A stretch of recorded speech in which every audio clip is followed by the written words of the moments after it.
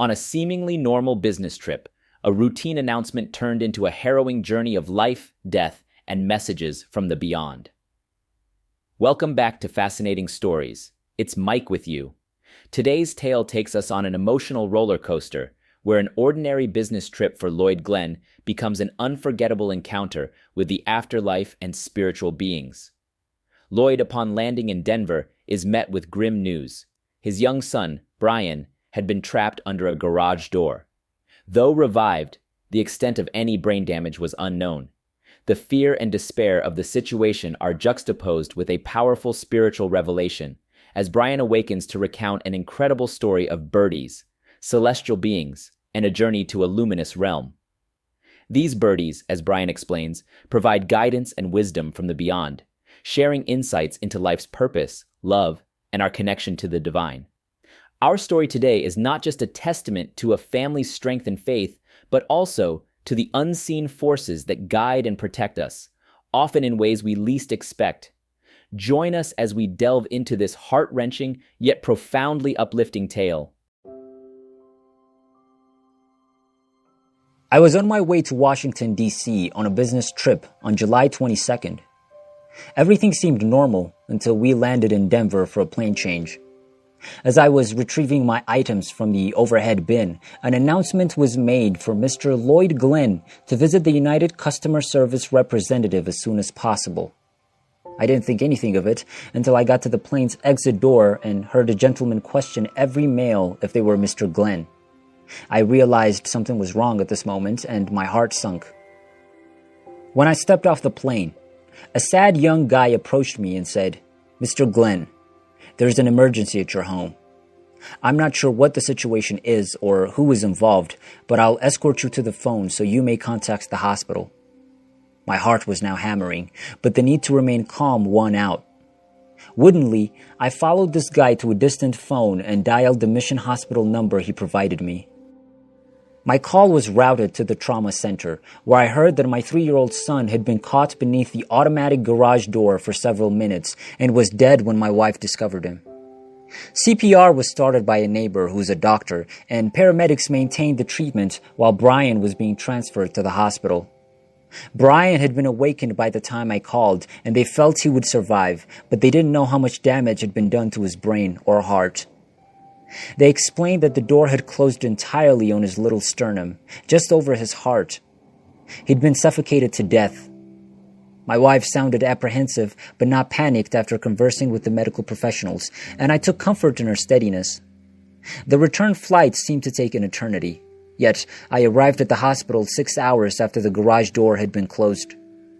Nothing could have prepared me for seeing my small boy resting so still on a large bed with tubes and monitors all over the place when I came into the intensive care unit. He was breathing through a mask. I looked at my wife, who was standing and trying to offer me a reassuring smile. Everything seemed like a nightmare. I was filled in on the specifics and given a cautious outlook. Brian was going to live, and preliminary tests showed that his heart was fine, which were both miracles in and of themselves. But only time would tell if his brain had been harmed. My wife remained calm over the apparently endless hours. She was confident that Brian would be fine in the end. I clutched her words and trust like a lifeline. Brian was unconscious the entire night and the next day. It seemed like an eternity had passed since I'd left for my work trip the day before. At 2 o'clock that afternoon, our son recovered consciousness and sat up, delivering the most beautiful words I'd ever heard spoken. "Daddy, hold me," he whispered, reaching for me with his little arms, crying, smiling. He was declared to have no neurological or physical disabilities the next day, and word of his amazing survival spread throughout the hospital. When we brought Brian home, we felt a special appreciation for the life and love of our Heavenly Father that only comes to those who are close to death. There was a particular mood in our home in the days that followed. Our 2 children were considerably more attached to their younger sibling. My wife and I were considerably closer to each other, and our entire family was very tight. Life began to move at a slower pace. Perspective appeared to be more focused, and the balance appeared to be much easier to achieve and maintain. We felt quite fortunate. Our appreciation was heartfelt. The story does not end here. On the day of the accident, almost a month later, Brian awakened from his afternoon sleep and said, "Sit down, Mommy. I have a message for you." Brian normally spoke in short words at this point in his life, so hearing him say a full sentence astonished my wife. She sat next to him on his bed, and he began telling her his sacred and astonishing story. "Do you recall when I was stuck beneath the garage door? It was quite hefty, and it stung a lot. I tried to phone you, but you couldn't hear me. I started crying, but it hurt too much. Then came the birdies." "The birdies?" my wife inquired, perplexed. "Yes," he said. "The birds flew inside the garage, making a whooshing sound. They looked after me." "Did they?" "Yes," he said emphatically. "One of the birds swooped down and grabbed you. She came to inform you that I'd become trapped beneath the door. The room was filled with a pleasant, reverent feeling. The spirit was both powerful and light as air." My wife recognized that because a 3-year-old has no idea of death or spirits. He was referring to the entities who came to him from beyond as birdies because they were flying through the air like birds. "How did the birdies look?" she inquired. "They were really gorgeous," Brian replied. "They were all dressed in white. Some of them sported green or white hair. However, several of them were dressed entirely in white." "Have they said anything?" "Yes," he said. "They assured me that the baby would be fine." "The baby?" my wife inquired, perplexed. Brian responded, "The infant is on the garage floor. You came out, opened the garage door, and hurried to the infant," he said.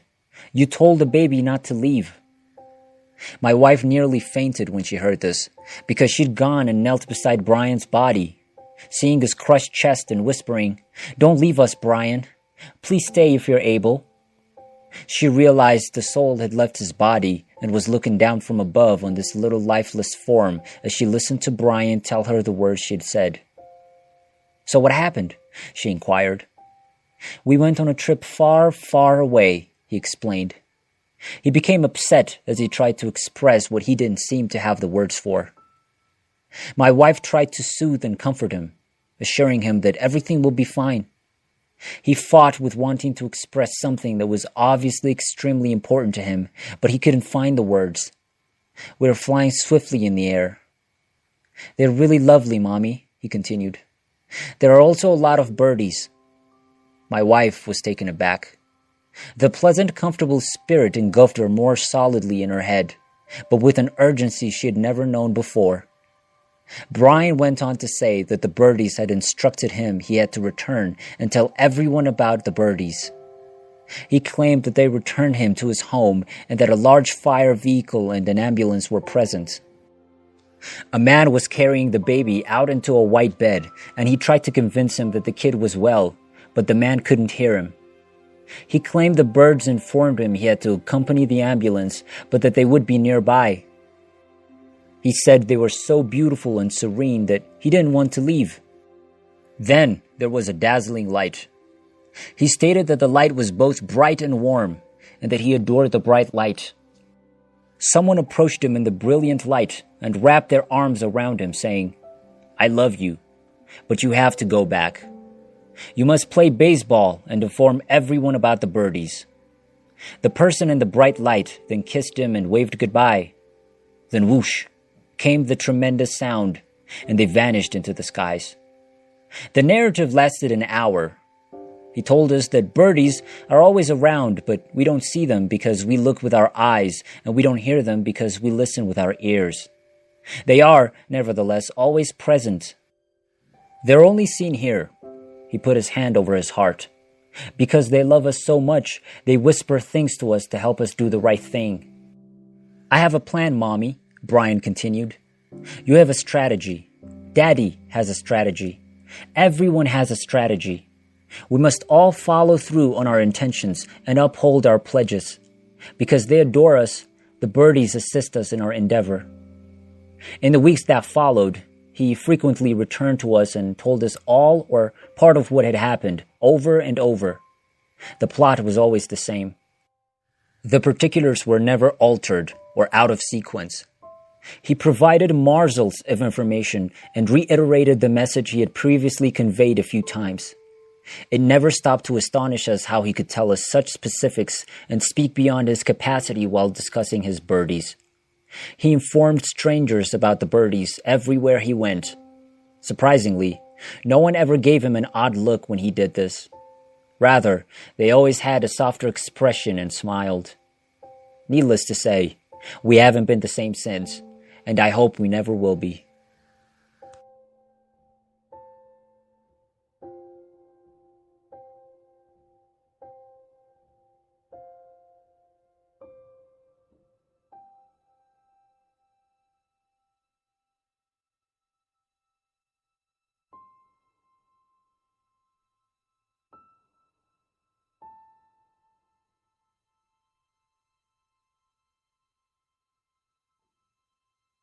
Today's episode is a stark reminder of the fragile nature of life and the mysteries of the universe that are often beyond our comprehension. Brian's experience challenges our understanding of life, death, and the spiritual realm. It brings forth questions about the presence of guardian angels or entities that watch over us. Have you ever experienced a mysterious or inexplicable event that made you question the nature of existence? Please share your stories in the comments below. Remember to subscribe and hit the notification bell to keep up with more stories that touch the soul. Until next time, this is Mike, reminding you to stay curious, keep an open heart, and always believe in the unexpected. Farewell.